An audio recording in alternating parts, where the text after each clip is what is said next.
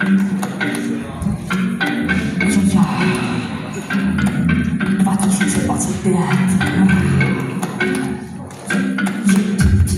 dobrý večer, dámy a pánové, chlapci a děvčata. Nezapomenutelný den si žádá nezapomenutelnou píseň. Když se dívám na nevěstu, nemůžu se ubránit až k otcovskému dojetí.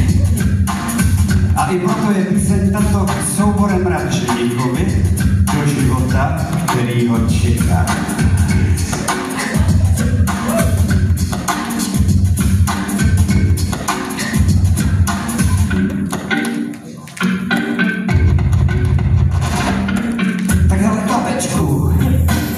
Už to máš ode dneška na papíře. Tak se chovej, abys nebyl na tečku, abys neskončil v temný díře. Komory radioaktivní, v dobrý víře nebuď moc aktivní, neměl jsi totiž brát doktorku. Tam když je vzít jen do morku, nic neututláš, nic neutajíš, jenom se blbě najíš a už RTG a gastro, endro, sono,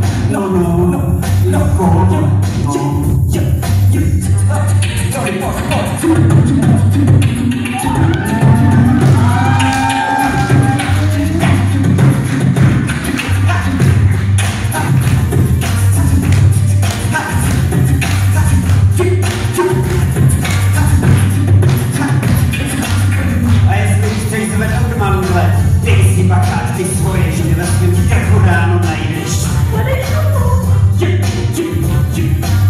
A jestli to, co ti říká, přijde jedním uchem dovnitř a druhým ven, tak věř, že už brzo, vrstičko, budeš zaslepen. Tak co, jak to vidíš, zaslepen? Jdeš dneska večer ven, zaslepen.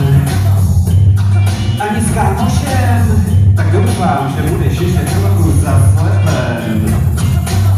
Protože nejkrásnější cit, který můžeš žít, je láska. A když ti řekne polip, věř, že bolí a bude hůř. Třeba to byl jenom ty, tak vážně, neber se tak vážně, ale hlavně ne vlažně, hlavně ne vlažně, hlavně ne vlažně.